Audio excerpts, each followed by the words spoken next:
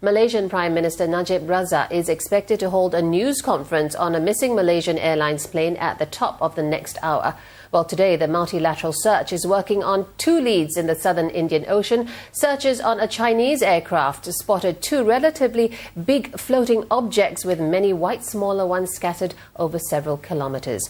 Australia has also spotted two objects. Malaysia's acting Transport Minister says a naval ship could retrieve the objects tonight or by tomorrow. Ladies and gentlemen, the search for MH370 has taken us halfway around the world. At the moment, there are new leads, but nothing conclusive.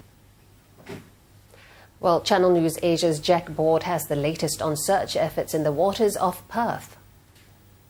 HMAS Success is at the scene of a strategic section of the Indian Ocean on the hunt for debris located by an Australian P-3 Orion aircraft. The two objects of interest, confirmed by the Australian Prime Minister in a phone call to his Malaysian counterpart, a green or grey round object and a rectangular orange object.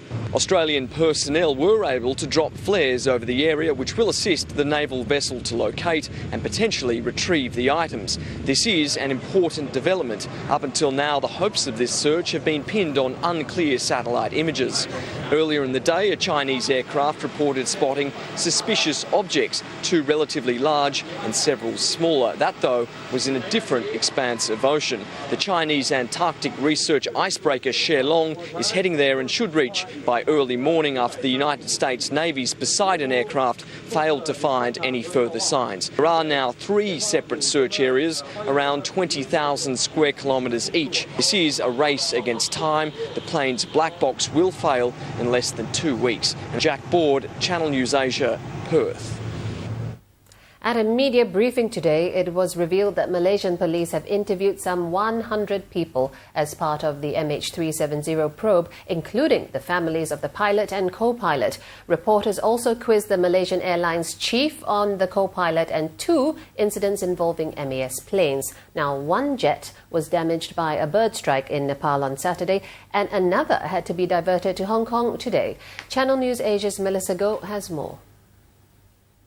Malaysia Airlines CEO Ahmad Jari was asked specifically about the co-pilot's experience today. He said he had passed 5 flights on Boeing 777 and the 6th flight on March 8 was with his examiner, Captain Zahari, the pilot. Now, he added that all the pilots at MAS went through stringent training. Meanwhile, there have been 2 reported incidents with Malaysian aircraft in the last 48 hours. One was forced to make an emergency landing because of power generator failure. Now, all these did not help to shore up public confidence at this point in time. The flight to Incheon last night, we had a technical problem with the generator, and as a precaution, we divert the aircraft to land in Hong Kong. So it's not a safety issue per se, it's a technical issue that the aircraft had. A team of high-level officials from Malaysia has left Beijing after meeting with families of MH370 passengers for more than 12 hours. It left the Malaysian ambassador to China largely alone in facing relatives' questions.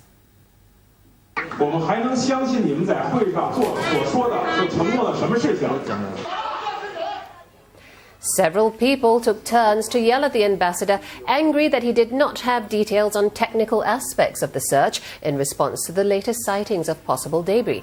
Some family members also held a candlelight vigil at the hotel lobby. Their loved ones on board the plane have been missing for 17 days and counting.